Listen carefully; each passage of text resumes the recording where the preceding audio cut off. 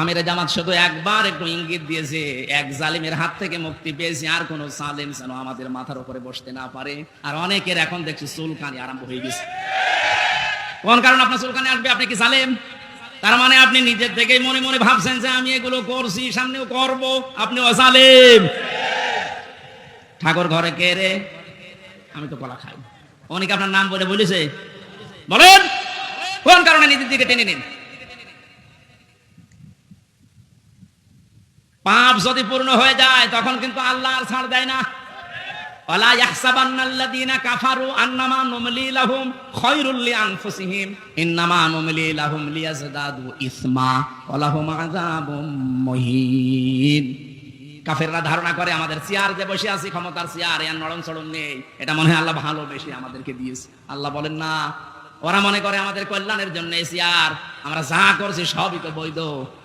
আল্লাহ বলেন তোদেরকে তোদের পাপের বোঝাটা পরিপূর্ণ করার জন্য আমি আল্লাহ চেয়ারে বসিয়ে রেখেছি।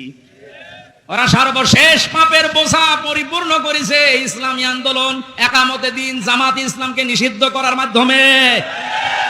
এটা না করলে পাপের বোঝা পরিপূর্ণ হচ্ছিল না। যেই শয়তানগুলোর পরামর্শ এটা করেছিল, শয়তান এখন সব ডিম খাচ্ছে, সবগুলো ডিম খাচ্ছে, পচা ডিম। কথা বলে না কেন? লিয়াজদাদু ইসমা, ওদের পাপের বোঝা 5 তারিখের আগ পর্যন্ত পূরণ হয়নি। যেই করেছে 1 তারিখে, 4 তারিখের ভেতরে আল্লাহ সব কমপ্লিট করে দিয়েছে। আল্লাহুম আযাবুম মুহিন, ওদের জন্য অপমানজনক শাস্তি। এর চাইতে আর কত অপমান হবে বলেন? বলছিলেন না জেলা আমির যে কেক মারছে, আমার মনে হয় আমরাও সুযোগ পাচ্ছি না, সুযোগ পেলে আমরাও 2-1টা দিতাম। কারণ আপনারা যা করেছেন আমার সাথে, কম বেশি এই দেশে যদি 10 জন আলেমকে পরিস্থিতির দিক থেকে, এলেম আমল না, শুধু পরিস্থিতির দিক থেকে 10 জন মানুষকে সারা বাংলাদেশে চেনে, তার ভেতরে আমি একজন। এটার ভেতর থেকে শুনতে শুনতে আসে যে হামজা বলে একজন আছে। গাড়িতে আসার সময় মায়ের কোলে বসে বসে কি খাচ্ছে, চিপস খাচ্ছে, আর বলছে ওই যে হামজা দাস। তার মানে ও পেটের ভেতরে শুনে এসেছে যে হামজা নামে একজন আছে।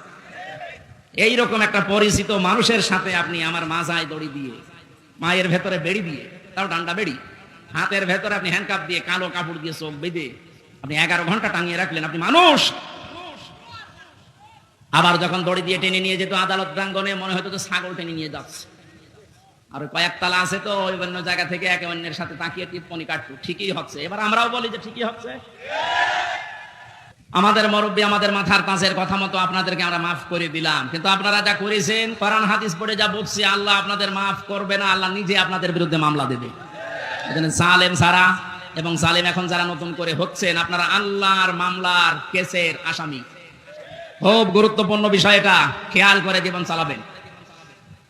যে মানুষগুলোর আত্মার মাগফিরাত এবং রূহের আহত মানুষদের সুস্থতায় কামনায় তাফসীর মাহফিলের আয়োজনে, বিশাল আয়োজনে যারা আঞ্জাম দিয়েছে, যারাই খেদমত করেছে এত বড়, আল্লাহ প্রত্যেককেই তাদের মনের কামনা বাসনা পূরণ করুন।